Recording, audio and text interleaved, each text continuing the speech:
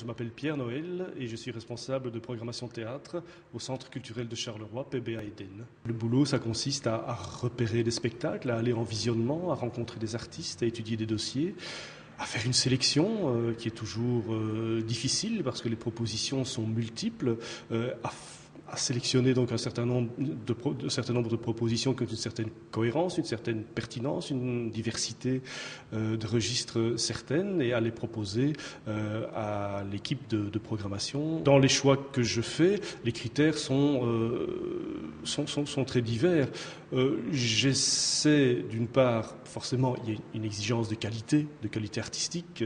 On cherche à présenter les choses les plus intéressantes à tout point de vue, à la fois sur le plan du contenu, du thème, aussi de la forme, de la recherche de la forme.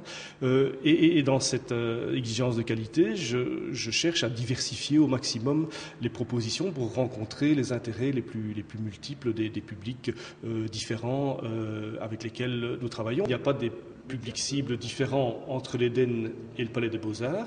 Il y a une diversité de publics cibles. Il y a le tout public intéressé spontanément ou au fil des ans par le théâtre. Je pense que nous avons 5000 abonnés, ce qui n'est pratiquement 5000 abonnés, ce qui n'est pas négligeable. Théâtre et musique, évidemment, dans tous ces registres. Il y a aussi des publics vers lesquels on va parce que ce sont des publics tout aussi importants et intéressants, mais qui sont moins sensibilisés au départ au théâtre essentiellement. Je pense au public scolaire, ça va de la maternelle aux grands adolescents et aux étudiants d'enseignement supérieur.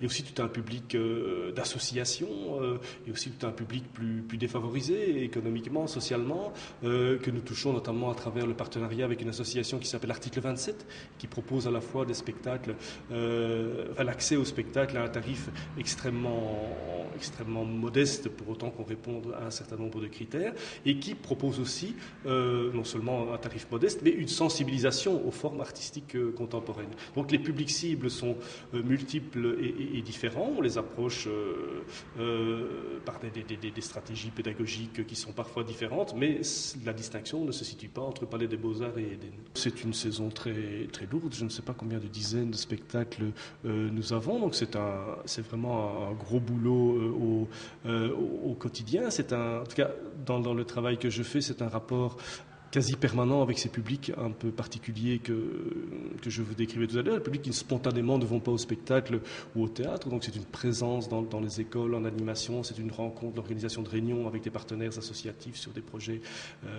plus thématiques, et donc c'est vraiment une énergie à mettre en œuvre en permanence, et c'est à la fois passionnant parce que l'intérêt, la demande, les partenariats sont là, en même temps c'est du boulot, hein, c'est une présence, ça exige une présence, un investissement au quotidien. Quant à l'aspect artistique, c'est en plein boom. C'est une saison qui bat son plein dans le sens le plus fort du terme.